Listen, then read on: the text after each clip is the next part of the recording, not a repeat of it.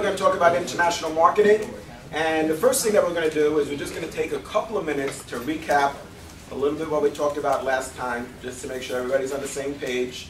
Then we're going to go over the first quiz, which is going to really guide our discussion today.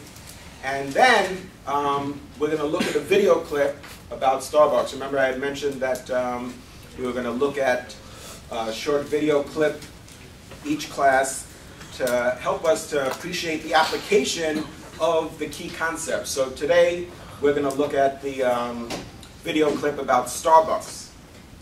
All right, so just to recap a few things that we talked about last class. We're just going to try, I'm watching the clock, try and keep it to like 5 minutes. Let me know if I forget anything, but we talked about last time, what is marketing? And we talked about the marketing mix. We said like from 30,000 feet, the marketing mix is somewhat all-encompassing in terms of marketing.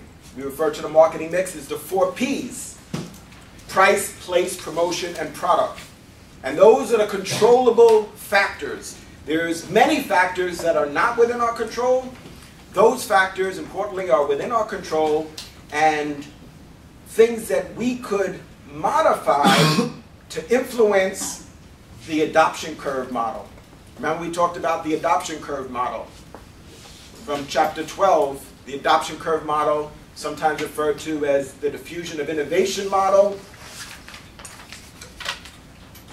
visualizes the different segments, the different groups, if you will, of potential customers.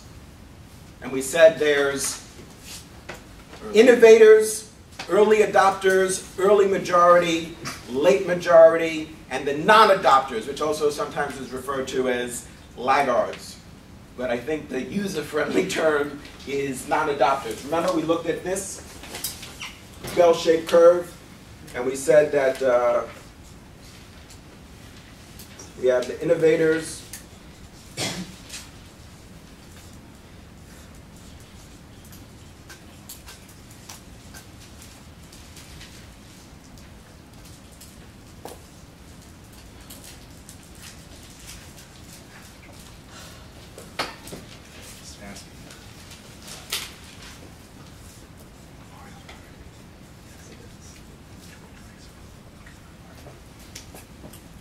so what this model suggests is that everyone in our target market, remember we said the target market is those people that we want to buy our product or service. Everybody is not going to buy or adopt the product all at once.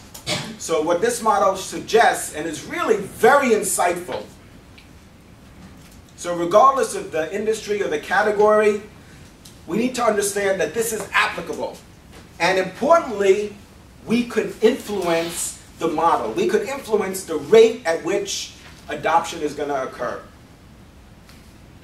So we said there's things that we could do. Well, once we sell to the innovators, those are the group of customers who are wanting to be the first to own the product, usually, for example, in the technology category, such as tablet PC,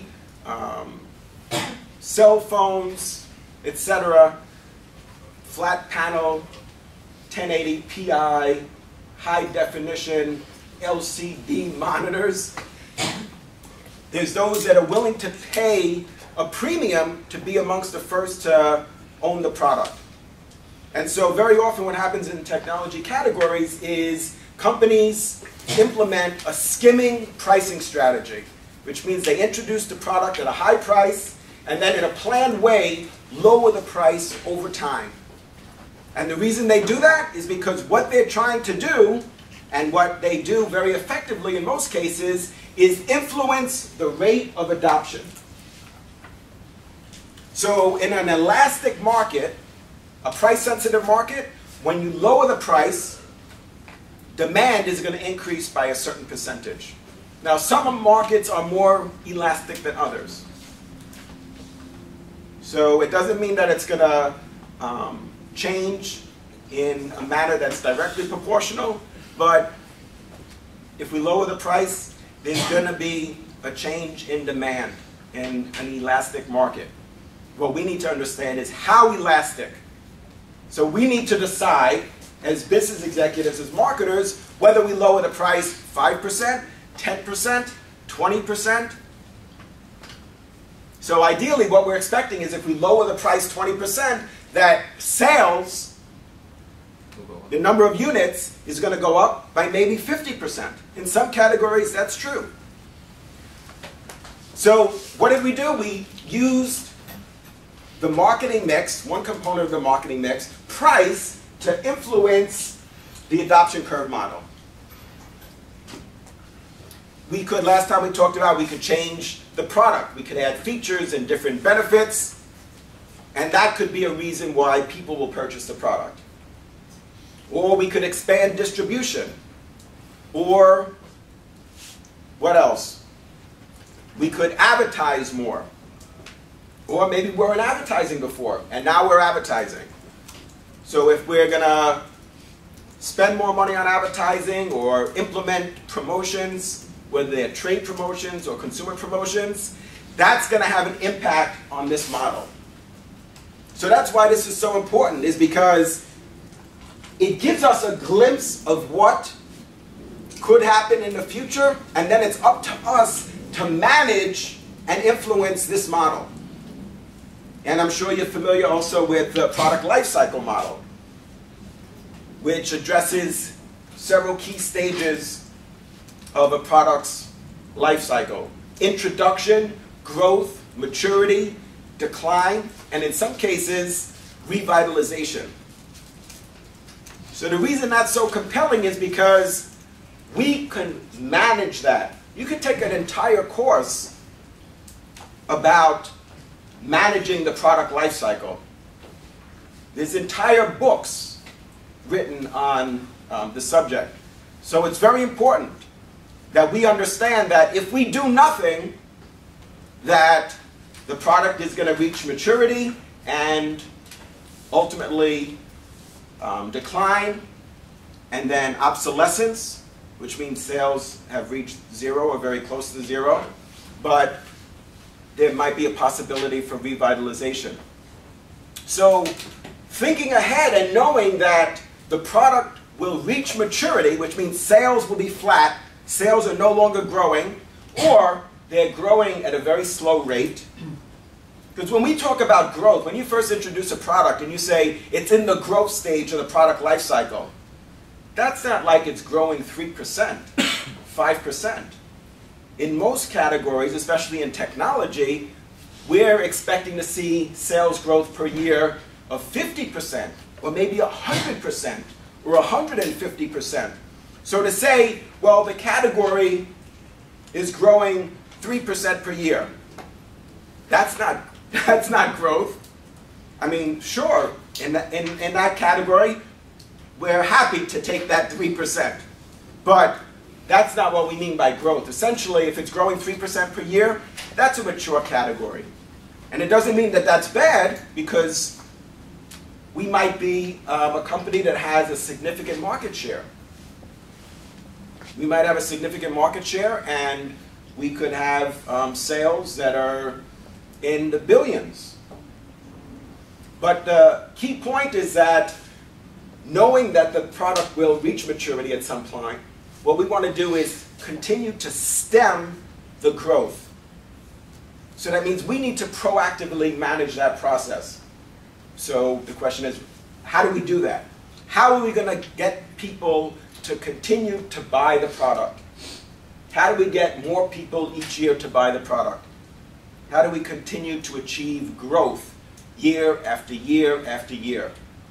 And it means that we need to manage the marketing mix. We need to plan for that. That's why it's really, and I can tell you from my business experience, why it is so compelling. And really, if you take away nothing from this class, if you could really internalize the product life cycle, the adoption curve model, segmentation and positioning, if you could really understand that and internalize that, believe me, you've achieved something very significant. Those are some really key concepts in marketing. So while the model, probably by now you've seen it quite a few times, it seems maybe in some ways simple. I mean, E equals MC squared seems simple, but I didn't think of it, and you guys didn't think of it. That's something that Einstein put forth. And so after he put that theory forward, then everybody was like, oh yeah, wow. But don't be deceived by the bell curve and maybe its simplicity, if you will, because it is tremendously insightful. So the burden is on us to manage that product life cycle, to manage this adoption curve. And we're going to talk about a variety of examples this semester. I think in recent times, certainly the way Apple has managed the introduction of the iPad and the iPhone and the iPod are really outstanding examples. And what's intriguing is that they didn't follow an identical strategy for each of those items. But we're going to come back to that. We also talked about 5 key components of marketing. We said, what are 5 key activities? So let's make sure that, that we have those down. All right, you ready? The first one is to identify an unmet need. That's one key major marketing activity. And we said, well, the way that we do that is through research. And we said, well, there's different types of research. There could be primary research and secondary research. Primary research is something that we initiate, and secondary research is research that was conducted by somebody else and something that someone else initiated. Now, mind you, when we talk about primary research, it's something that we initiated even though we may not have conducted the research ourselves. So I don't want you to think that because we used an outside market research firm to conduct the focus groups and we hired a moderator. It's very common for companies to outsource their market research requirements. But if we initiated it and we were involved in the development of the research plan and the research goals, and we paid for it, it's considered to be primary research. Secondary research is very important. What I suggest is we conduct secondary research first, which means do desktop research. Get information off of the internet. There's research reports that you could buy online. Some of them, for example, are free as well. For example, at particular trade associations, whether it's for the beverage industry or for the candy industry, very often trade industries and trade associations have state-of-the-industry reports that very often you could get for free. And sometimes, if they're not free, you could get them for $500, $1,500, $2,500, which $2,500, if we were paying out of our own pocket, is a lot of money. But compared to doing primary research, that's a drop in the bucket. Because we said to do 4 focus groups is about $50,000. Fully loaded in terms of costs. So the cost for the facility, the cost to pay the moderator, the cost to have the, for example, discussion guide or the survey instrument written and designed. So spending $2,500 or $5,000 is really a good investment, because that's going to help us develop our primary research. So you don't want to do primary research and just go in there without any background. Even though your team has insight into a particular industry or a particular category, what we want to find out is the unmet need. So I strongly suggest doing secondary research first, getting whatever information you can, because that will inform our primary research. And then we said there's qualitative research and also quantitative research. So primary research can be both qualitative and quantitative, and secondary research can be both qualitative and quantitative. Does that make sense? You see what it is? So we could buy a secondary research report that's either about a focus group, which was a type of qualitative research, or we could buy a research report that is based on a survey. All right, so we talked quite a bit about that. And then the second activity, right? So that's the first activity. The first activity is to identify an unmet need. We said we're going to do that through market research.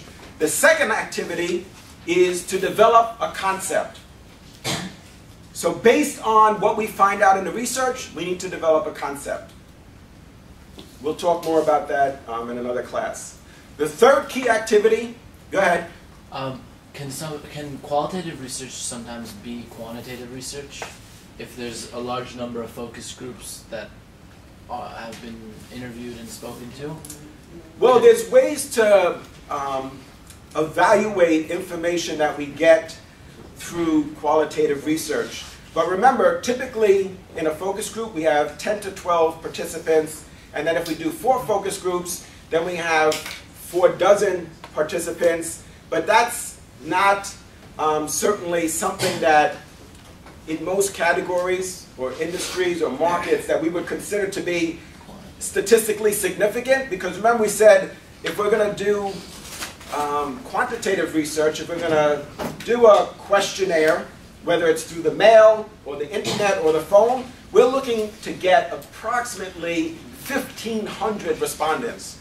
So 24, so we talked to 48 people, and we could get a lot of information that's very insightful, very helpful, very meaningful, that's going to inform our quantitative study. So definitely you want to do qualitative research first before you do quantitative research, because the focus groups, for 4 focus groups is 50,000. For quantitative research, you're talking about spending 150,000. If you want to get 1,500 respondents, you're talking about spending $125,000 to $150,000, approximately. But that's certainly to give you a sense as to the scope, the magnitude. Nope, it's not $5,000. It's over $100,000. All right, so that's based on my experience. So that's something that you should keep in mind. I mean, Cats! You can use one to support the other. You can use a survey to shape how you're going to run your focus groups, or your focus groups to shape how you run your survey. Well, what I would suggest is to do it the other way, is do your focus groups and let that inform your quantitative research. Because that's where you're going to get the ideas that you want to test. So we've 48 people, we have 10 people that said that they want to have a phone that could take pictures. So you say, all right, well, 10 people. We want to sell phones in the United States, 300 million people. How do we know if that's really an unmet need? Maybe it's just these 10 people. Or maybe it's just 20 people. So, but that's something we're going to test in the quantitative research. And if we have a random sample, a representative random sample of our target market, then we'll be able to know with certainly a high degree of accuracy. Of course, there's a margin of error, right? We're going to have to look at the confidence interval, but ideally a 95% confidence interval. We'll be able to know, is it 5% of our target market that wants to have the ability to take photos with their phone, or is it 20%, or could we say 89% said they want to have a wireless phone that has camera capability? See, now that's very compelling. With a focus group, what do I tell people? What are we going to tell them? What are we going to tell the vice president of marketing? Well, 10 people said they want it. 10 people?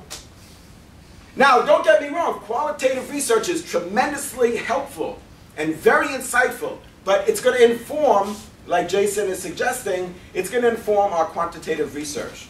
So once we get all those ideas, so some are going to say it has camera capability, and some are going to say it's the ability to access the internet, and some are going to say it has the ability to play video, and some are going to say it has the ability to customize ringtones, etc. And then once we find out what all the features and benefits the customer looks for in an ideal phone, then we could test that. Then we could get some quantitative data.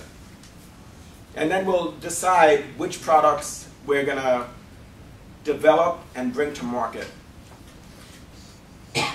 So the third marketing activity, now keep in mind, right, we're just from 30,000 feet. We're trying to get an overview about marketing in a global economy. The third activity is then to identify a price the customer is willing to pay. You said that was the fourth thing last time? No, fourth is gain distribution. Yeah, so after we develop the concept, we're going to test that, and so we're going to do multiple rounds of qualitative research, multiple rounds of focus groups, because first we're going to just have a brainstorming session. We're just going to solicit input from our target market and ask them about, and often we ask the questions trying to get at the same information, but we'll ask the question several different ways, because what we're trying to do is have the moderator engage everybody that's in the focus group. So we'll ask the question, for example, what do you like about your wireless phone? What don't you like about your wireless phone? What are the features that you would like to see in the wireless phone that you use? If you were going to develop your own wireless phone, what are the features and benefits that you would like to have? So we keep trying to probe and push, and that's the role of the moderator. It's challenging to do. It's not that easy to facilitate a focus group, because we need to get everybody to contribute. And sometimes what happens is you have somebody in the group that's very domineering and very outspoken. And once they speak and they say, no, I don't think a camera is important, then everybody else shuts down. But no, I need to hear what Stepansky thinks. I need to hear what Harvey thinks. I need to hear what Daniel thinks. I need to know what Evan thinks. So we got to keep coming at the questions in a variety of different ways, but ultimately what we're trying to do is identify that unmet need.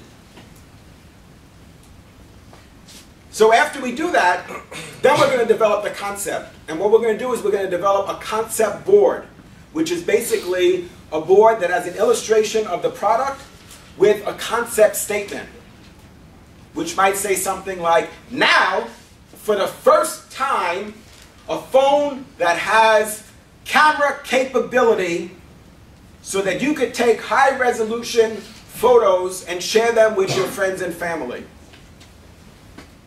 And we're going to go in with a dozen different concepts. Usually it's hard to test more than that. You might think, let's test 30. But be realistic, it's going to be hard to capture input on that many concepts. But now we've done 4. We've done the discussion, the concept boards, so we take those, that's 4 more. And then based on what input we get about the concept boards, then we're going to develop models and prototypes. And we're going to take those into focus group research. And models and prototypes, they could be very expensive. So you don't want to spend money and time developing prototypes if we don't have a reason to believe that the target market is interested in that product, or a product with those features and benefits. So we want to have something that at some point, even if it's just a model, that the target market could touch and feel. So by that time, we've already done 12 rounds of focus groups. So now we spent, what, $150,000. So it gets expensive pretty quick. And the reason why we do that many focus groups is because each time we approach a go, no-go decision point. So based on what we learn out of the research, we're either going to drop some concepts off our list, and others are going to go forward to the next step. So that's why it's important to continue to gather information to determine which are going to go forward and which are not going to go forward. So we're also, as part of the testing of the concepts, we're going to try and determine the price, right? As we finalize the concepts, we're going to determine a price that the target market is willing to pay. Then what we're going to do is, in step 4, is yes, gain distribution, which means our product should be on the shelf before we go to step 5, which is to build awareness, which basically means advertising and promotions, publicity. And importantly, we said we need to get distribution first before we build awareness. Why? Why is that so important? And I'll tell you, I've seen executives make this mistake, and it's a big mistake. It's a big mistake to do that. Go ahead, tell us. Because when people show up to the store, they want the product to be there. If they don't see it there, it's going to be an issue. Right, so we spend millions of dollars on advertising, and it could be print advertising, it could be advertising, commercials on television, it could be outdoor advertising, it could be advertising on the radio, so broadcast. Right? Broadcast includes radio and TV. But people are starting to classify radio as a form of outdoor advertising. It's become more of a more and more common. So those are 5 key marketing activities. So what I just shared with you is like an overview of the entire course. So that's an overview of global marketing. And we're going to see how that's going to vary from market to market and how that's going to differ in France, from Italy, from the United States, Israel, Iraq.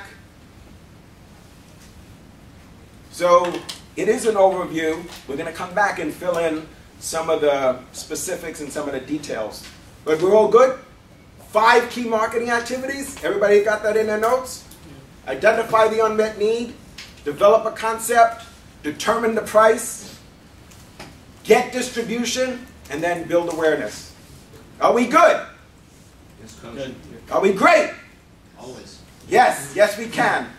I seem to recall, and correct me if I'm wrong, from my last course we learned that there are certain models that they work a little bit backwards, where they'll build awareness before gaining distribution, because what they'll do is they'll advertise, and then the customers will go to the retailers go to the wholesalers, and the wholesalers go to the mother company. So what is that called? Who knows the difference between push versus pull?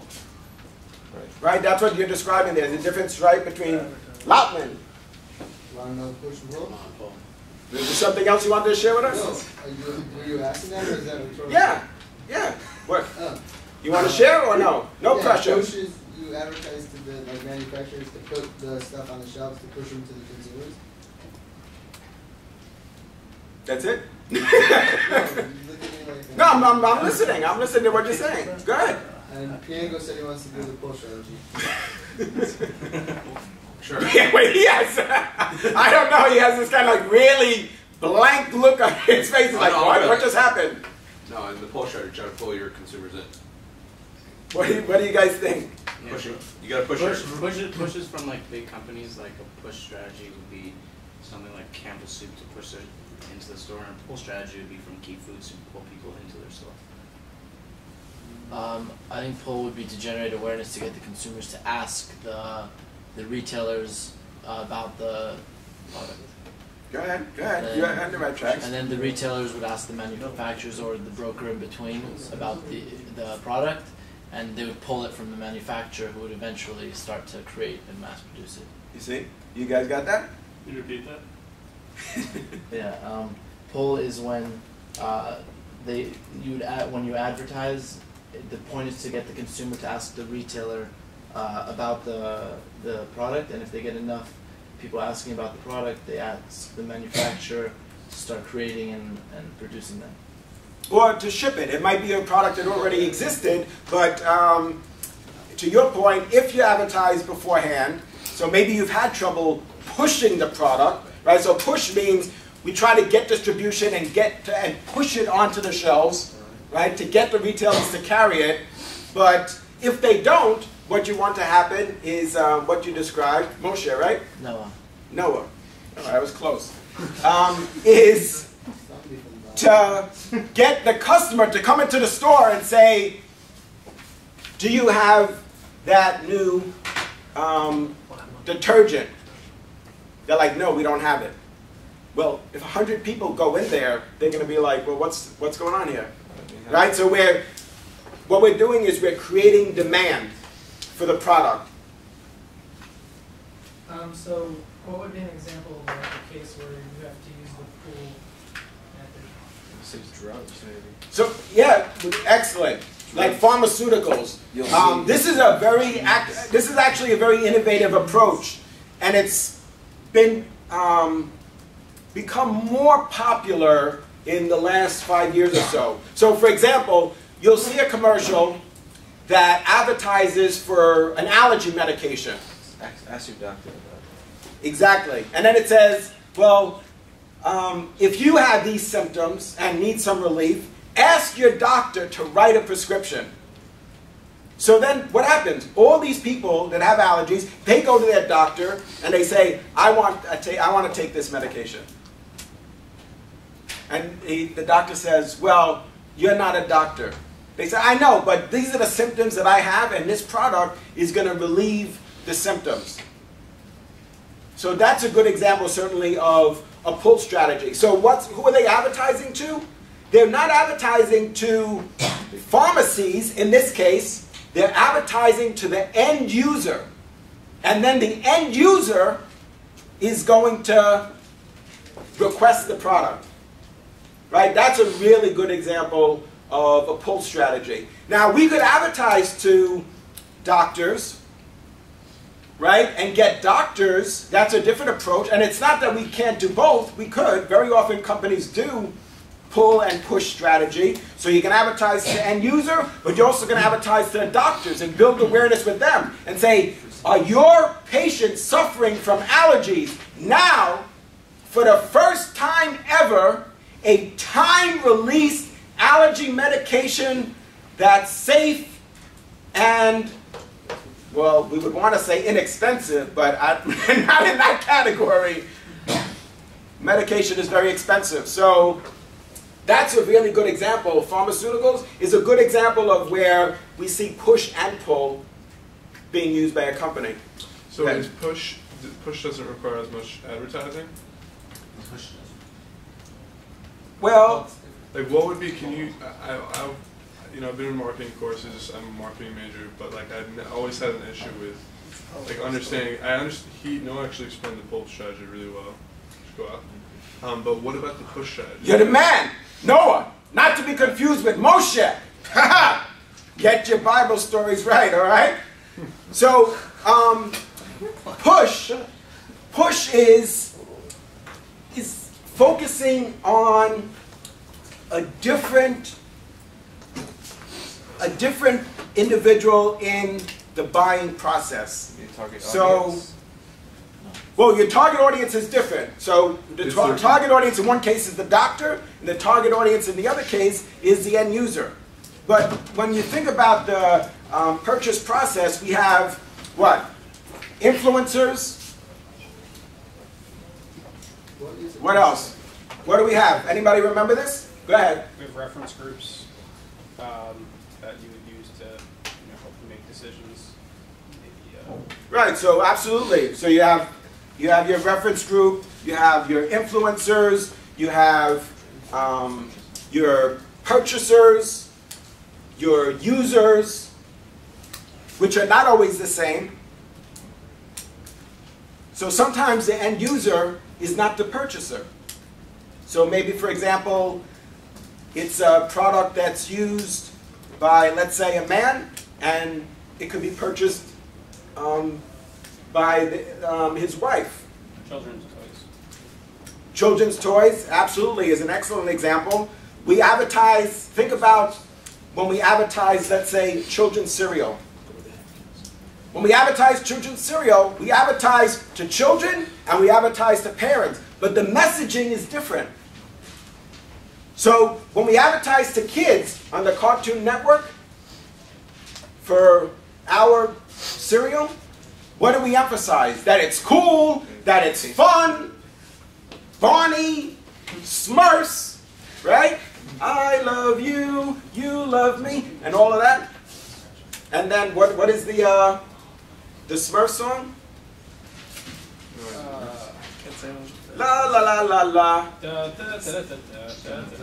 Right. Sing a happy song. La la la la la la. Smurf the whole day long. So that's what you're gonna emphasize with kids. But to parents, Or nutritional value. absolutely, we're gonna focus on why should you buy this cereal? Because it's nutritional. It's high in vitamin C, high in vitamin A. Gives your child energy, keeps them healthy. You see, so the messaging is different. So we have to keep that in mind in terms of the decision-making process. That we have those that are the influencers, those that are the deciders, those that are the purchasers, those that are the users. So does that make sense in terms of when we talked about push versus pull? So there's a lot of money that's spent on trade advertising. So you advertise, for example, in terms of pharmaceuticals, you advertise in magazines that are read by doctors.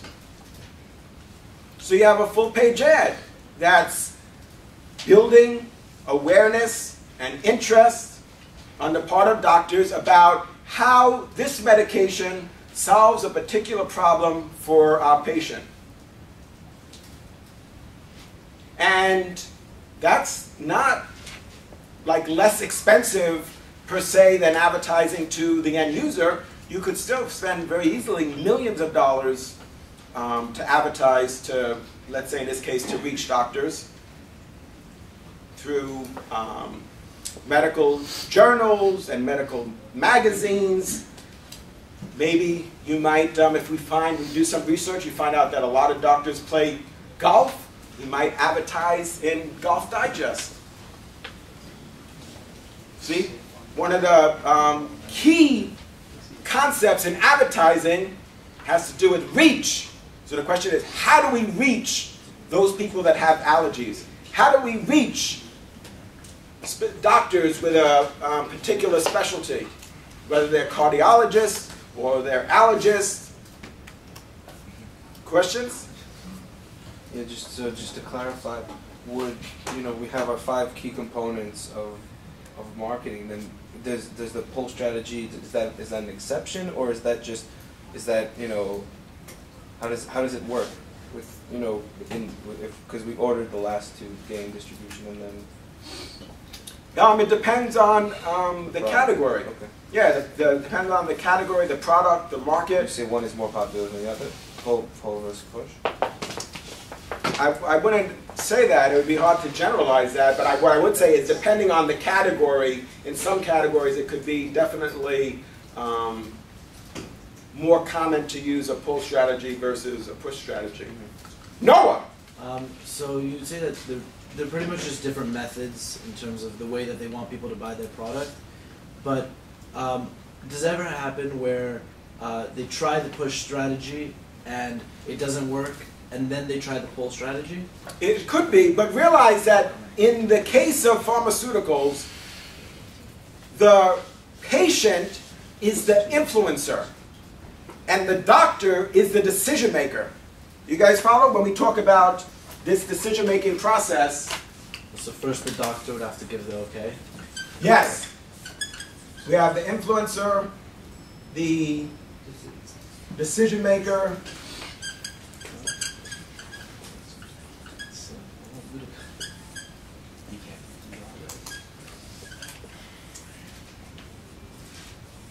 so we need to understand this.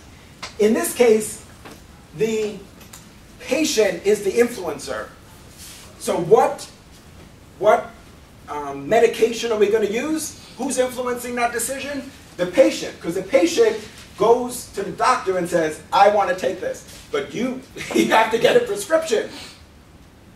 It's not Pepto-Bismol. Pepto-Bismol you could go and buy yourself. For prescription medication, and this is an excellent example, the decision maker is the doctor. Everybody see this? So the patient is the influencer, the doctor is the decision maker, and then these could also be different. So let's say this is the husband.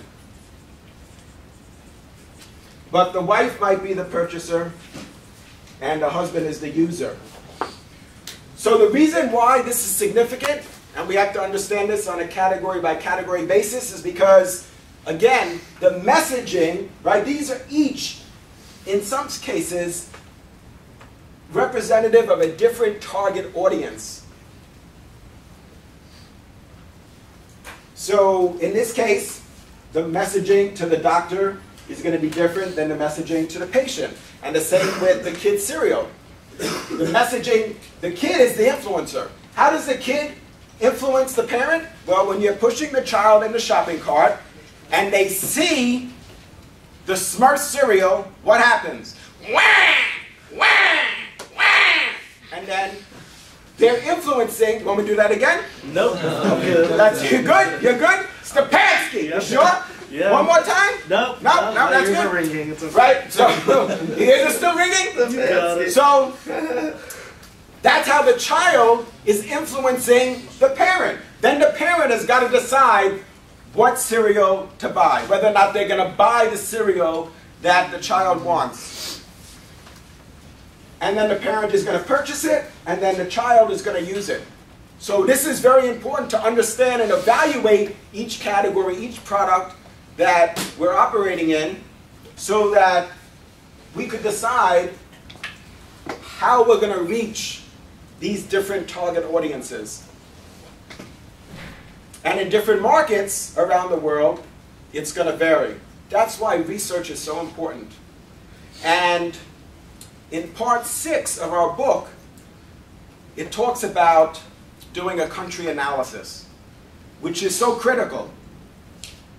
Last semester we talked about a lot about the impact that culture has. But it's not just culture. Certainly culture can have a very significant impact on our marketing strategy. But it's not just culture. There's other aspects that are going to inform our decision as well. Go ahead, Daniel. When it comes to the model that we were talking about, with specifically with drugs, isn't that not always the case just because of like the issue of generics? That a lot of the time a patient may come in and say, oh, I want Lipitor, but instead of getting Lipitor, they get the generic version of Lipitor. So, well,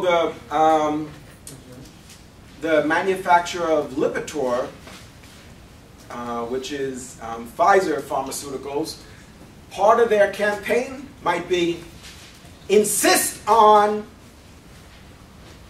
the original. Insist upon authentic Lipitor. Accept no substitutes. Don't be fooled by well, those. the thing is Yeah. that doctors never, like doctors most of the time, they're under plans, like in terms of the insurance companies that insist that they have to prescribe generics.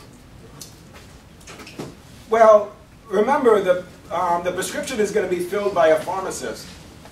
So whoever, whatever brand, whether it's a branded product or generic, that's up to the doctor to decide. Now, whether somebody's insurance company is going to pay for the brand or the generic is a different issue. Most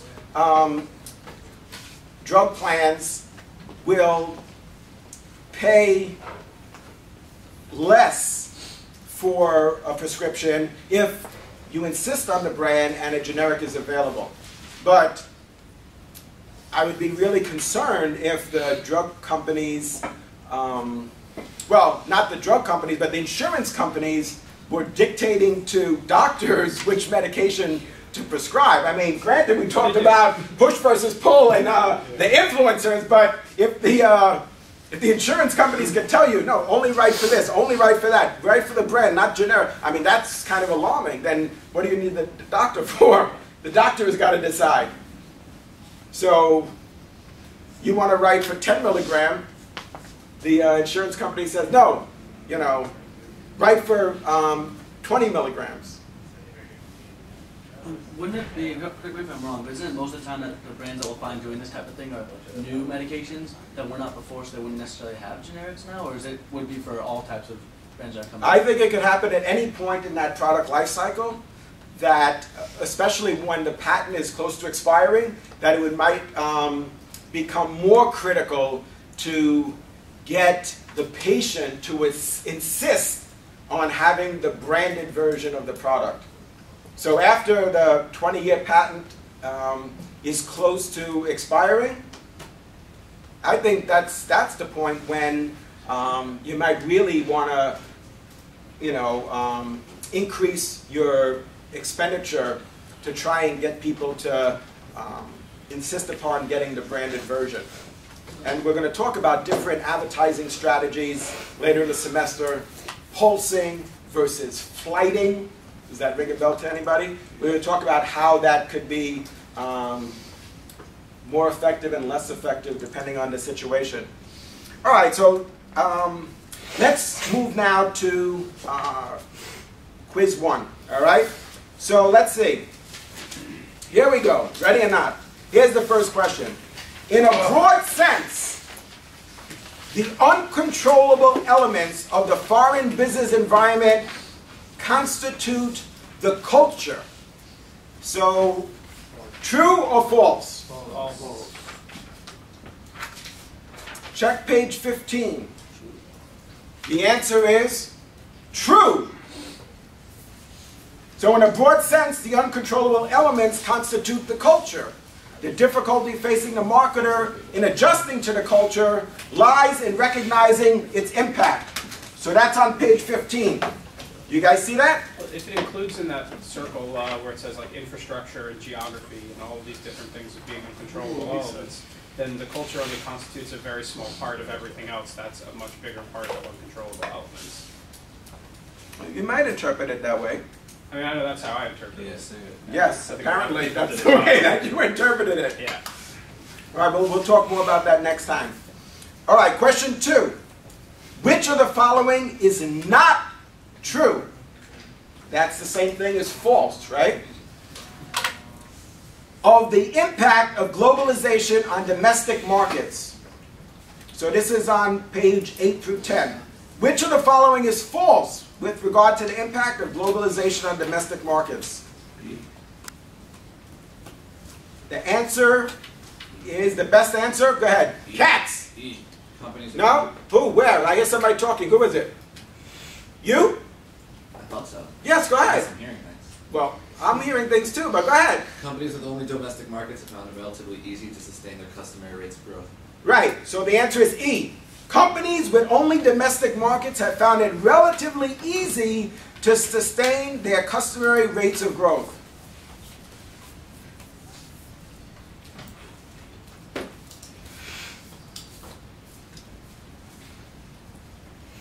Do you guys agree? So that's false, right? So what Jason just shared with us is actually false, because the reality is that companies with only domestic markets are actually finding it difficult to sustain their customary rates of growth, and that's the reason why they're trying to expand globally. Everybody see that? So once you reach maturity in a particular market, once you have a high level of household penetration, one of the growth strategies is market development. So 4 different growth strategies. You ready? Market penetration, market development, diversification, and new product development. Got it? Market penetration, market development, diversification, and new product development. So what are we talking about here? Is market development, which means increase the sale of existing products in new markets. That's what we're addressing here. So once you've reached maturity and have a high level of household penetration, then how are we going to grow? So market penetration apparently hasn't solved our problem, which is market penetration has increased the sale of existing products in the existing market. So we've done that, and we've reached a certain point where now sales have flattened out. So what do we do next? Well, that's what we're going to talk about the entire semester, which is deploy a market development strategy, which is to try to sell our product in other markets. So E is false. All right, 3. Who's going to read 3? Go ahead, Daniel. Which of the following is a controllable element for an international marketer? So in that case, it's distribution. Right, so one of the controllable elements for an international marketer is C. On page 11, channels of distribution is one of the 4 Ps. We don't see price here. We don't see promotion. We don't see product. We only see place. Everybody see the connection? Remember we talked about the marketing mix? We said it's the controllable factors, the controllable elements. So the one that's mentioned here is channels of distribution, which refers to place. So the answer is C. 4. Stepansky. 4. Yes. Which of the following is an uncontrollable element for an international marketer? What did I say? It's all about the pants. Yeah, right? So it's distribution also. Right. So the best answer here is structure of distribution. That's an uncontrollable element. That's discussed on page 11. So here we see promotion, price. Those are components of the marketing mix. Those are controllable.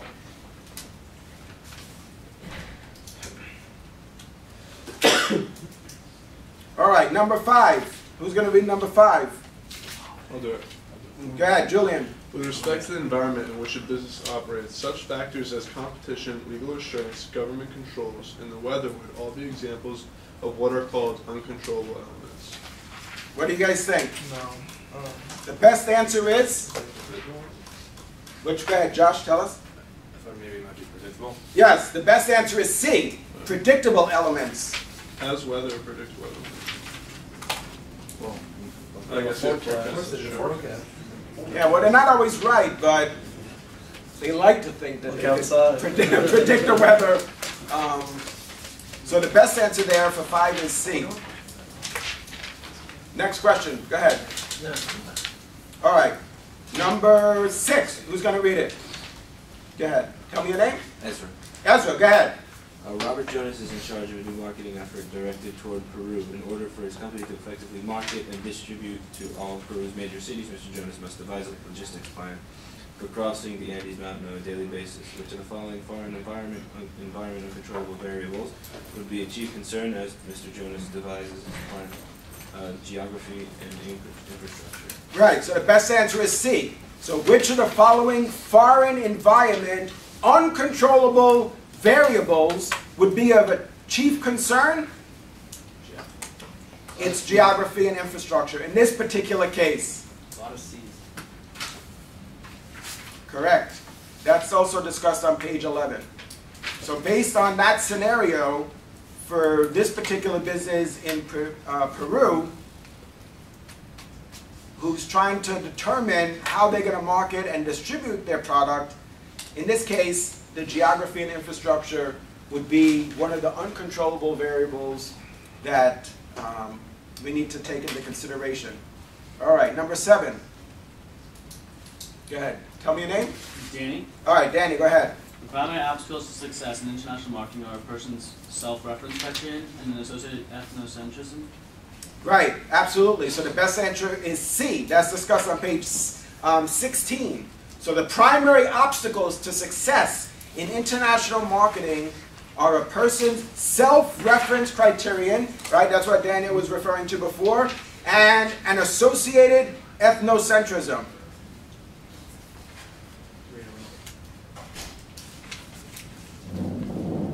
So who could tell us what that is when we talk about self-reference criterion?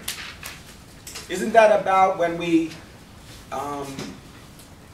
evaluate maybe a new product or an ad that we see or a commercial we see based on our culture, our religion, our preference, our values?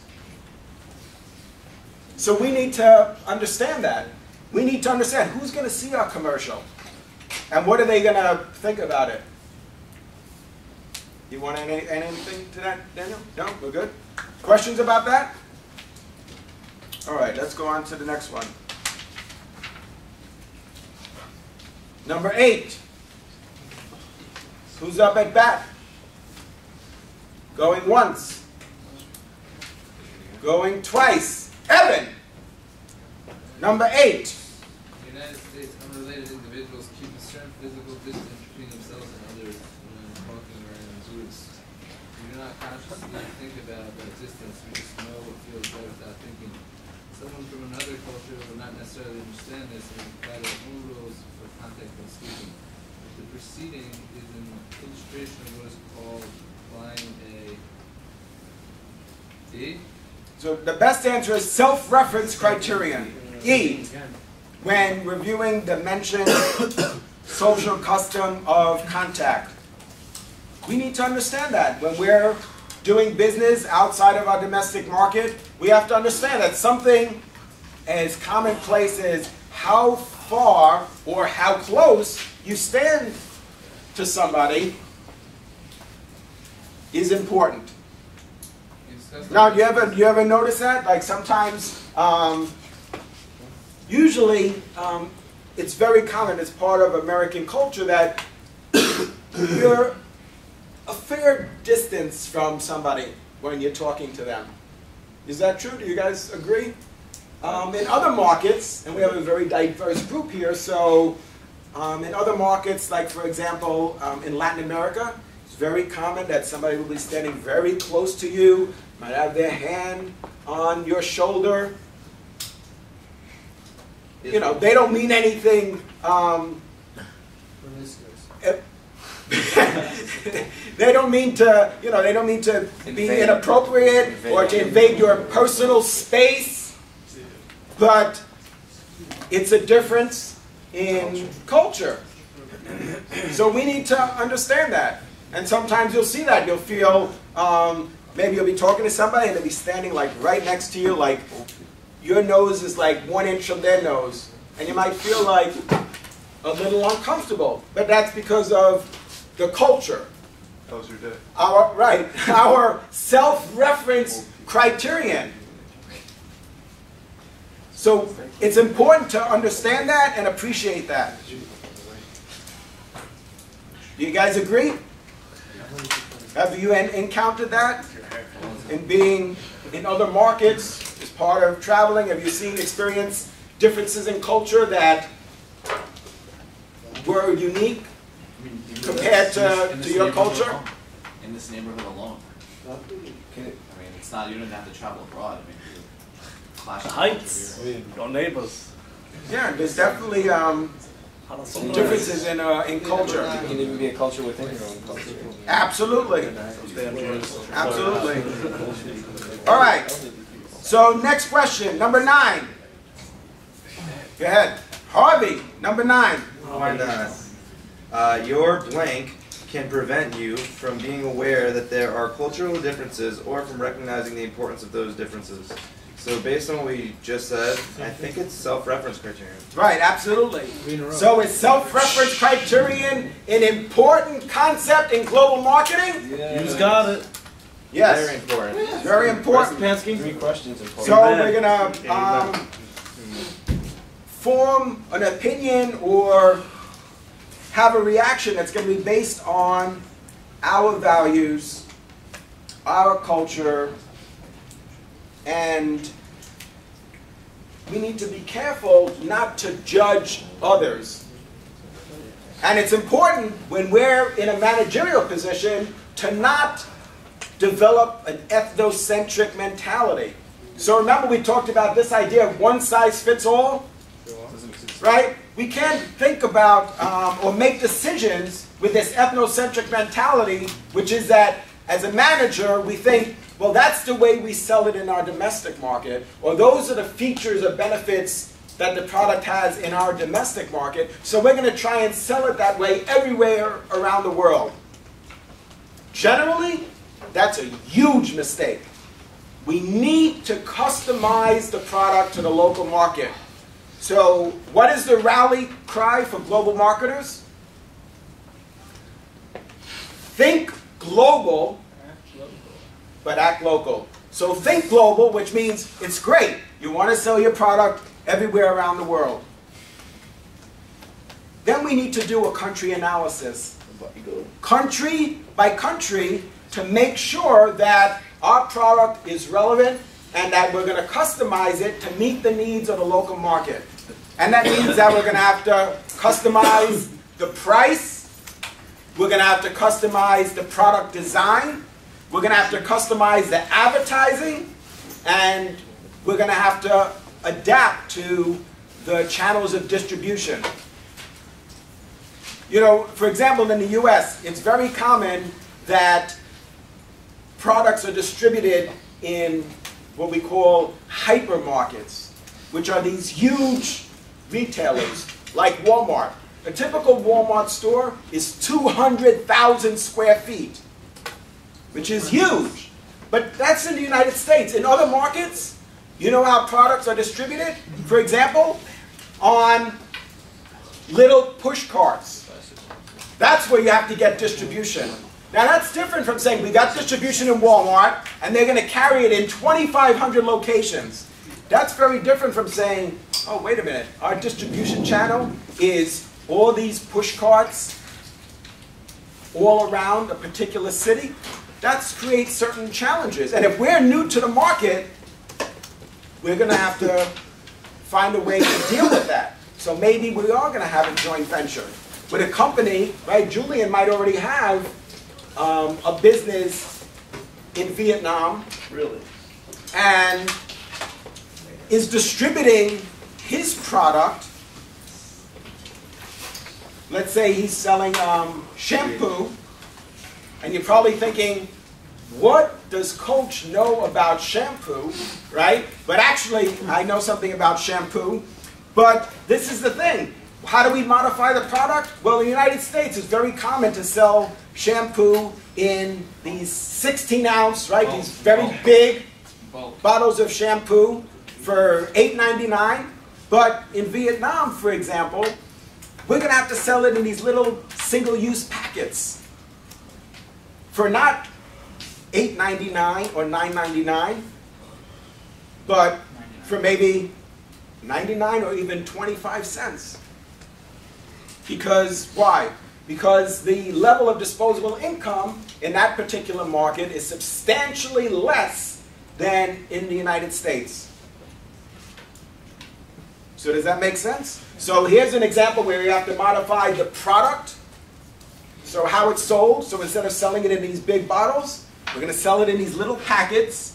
You guys know what I'm talking about? You've seen like these little packets sometimes in the corner store. You actually do that? They have like little packets of like aspirin or Tylenol. And sometimes they even have, you'll see like trial size, right? So what we consider in the United States, trial size products or little travel size, that's what in some markets, that's what they purchase. They don't see that as trial size. That's the size that they could afford to buy. Does that make sense?